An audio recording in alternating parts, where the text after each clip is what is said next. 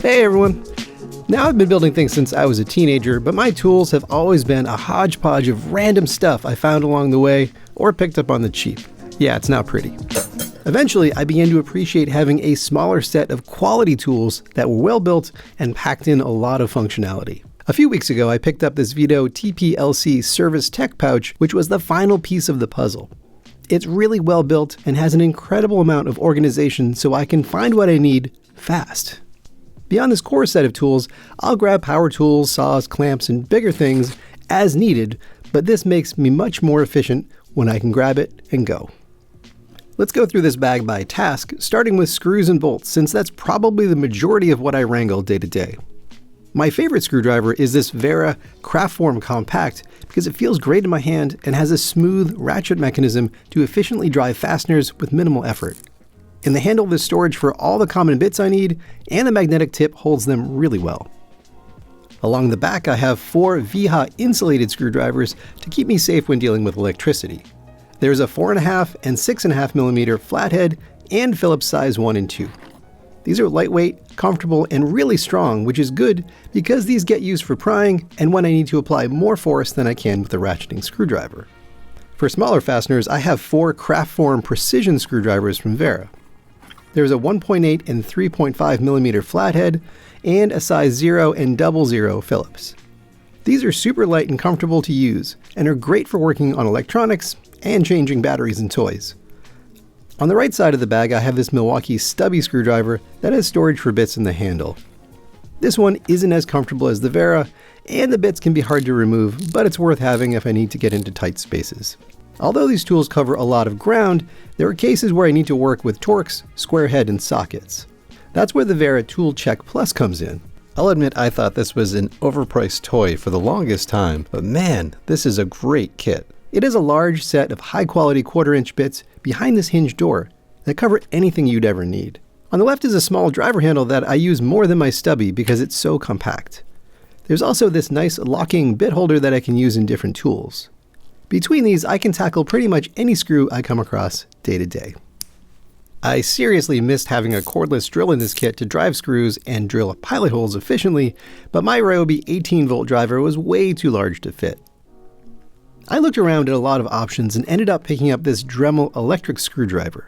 I know, I had a junky electric screwdriver in the past, and that was worthless because it didn't have any torque, but this thing is surprisingly powerful. It can drive 2-inch drywall screws into lumber without a pilot hole, no problem. The ergonomics are surprisingly good because you can just push down to activate the motor, which means you can hold on to this with 2 hands for maximum grip. It charges via micro USB, which is cool because you don't need to lug around a charger. I like how this is pretty much the same size and weight as a regular screwdriver, but makes dealing with screws so much faster and easier. Now for drilling pilot holes, I have a few 1/4-inch drill bits stowed along the front pocket for this, but since there isn't a locking bit holder, you need to reverse it and put some pressure on the bit to back it out, so it's not really ideal. I got this one on sale for $25 recently, and it's identical to the much more expensive Bosch Go 2 screwdriver that costs close to $90, so save your money and get the Dremel. For comparison, I also picked up this Metabo 3.6 volt cordless screwdriver, and its taller height means it just barely fits in the bag.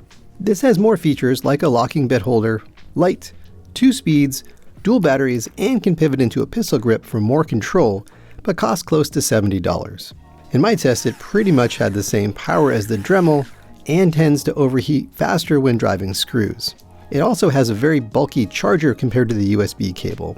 It was close, but I decided to return the Metabo and stick with the Dremel. In a zippered pocket on the lid, I have a small box of screws in assorted sizes and a mix of flat washers because you always need these things on hand. And now that I have a power tool, it's easy to drive them. Between working on bikes and my camper, I use a lot of Allen keys, and the best ones I've found is this Wera L-key set. I have metric in this bag, but I also have an imperial set I can grab. These are great because they're super strong and the long length gives you lots of leverage. The color-coded rubber sleeves make it easy to find the right tool, and the organizer is much easier to use because it hinges open for access. I really like that on this end, the wrench is a ball shape, so you can use it at an angle in tight spaces and it still grips tight. I also do a lot of work with bolts. Fortunately, the Tool Check Plus includes a really great micro ratchet on top that allows you to put some extra torque on fasteners. This can be used directly with the 1/4-inch drivers or the set of 7 sockets along the bottom with the included socket adapter.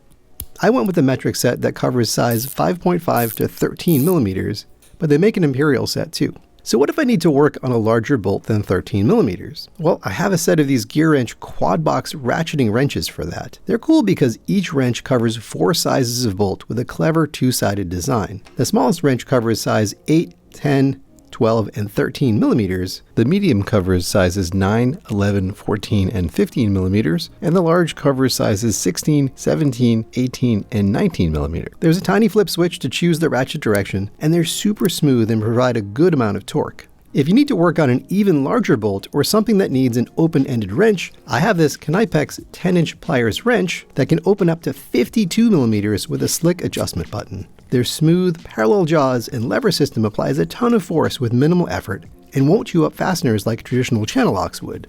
I also have this Knipex 10-inch Cobra water pump pliers that are incredibly useful for plumbing projects like removing the trap from a sink. The Cobra's unique jaw shape can grip flat, round, hex, or square-shaped objects, and once you engage the jaws, they are super tight with minimal pressure. That covers pretty much any bolt or plumbing situation I commonly run into, but sometimes you need precision. For that, I have these Knipex 6.5-inch needle nose pliers.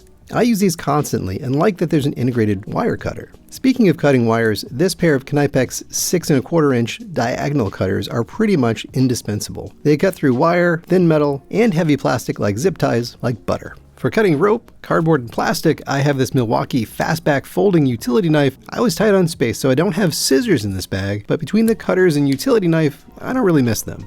It's also super handy to be able to make small cuts in wood and metal. After a lot of searching, I found this Milwaukee folding saw that is super compact. The best part is it holds standard 6-inch Sawzall blades, so I have this set of Dewault blades stashed in the back that range from fine metal blades to rough cut wood blades. I've cut through 2x4s, screws, and aluminum angle iron with this saw, and it works great, although it's a serious workout. If I need to make more than a cut or two, I'll grab my cordless jigsaw, Sawzall, or circular saw, but it's nice to have in a pinch and takes up very little space. I have a pair of small files and a few sheets of sandpaper stashed in the bag to smooth out wood cuts and remove burrs without needing to get my sander. This Narex 1/2-inch chisel has come in handy when installing door locks and strike plates or making small repairs. It's helpful to have a hammer, but since I'm tight on space, I went with this S-Wing pry bar. It has a small hammerhead on one end that works fine with smaller nails and the chisel. The 2 different pry bars are super useful for pulling out staples and nails because you can get a ton of leverage. This Dewault 16-foot atomic tape measure is very compact and lightweight. I like that it displays the imperial fractions because my brain always struggles with that. It has this nifty opening on the bottom to place your finger to control the retraction speed safely. It clips on this metal attachment point on the right pocket for quick access. There's another clip point on the lid if you need it.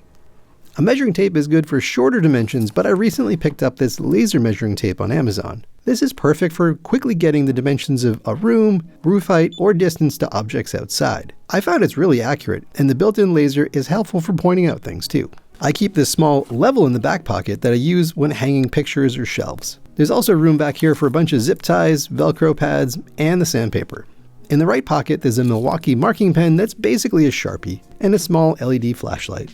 On this loop, I have a roll of gaffers, electrical, and double-sided Gorilla Tape for quick repairs. And finally, in the left pocket, I keep this electrical tester to make sure the power is off before I work on a fixture or outlet. Tucked into the top of the bag is a heavy-duty hanger, and the bottom is really nice because it has a molded plastic tray that keeps the contents fully dry. All right, that's everything packed into this kit. So how much does this weigh fully loaded? It's a little over 16 pounds, which is pretty dense, but still comfortable to carry around because it's so compact.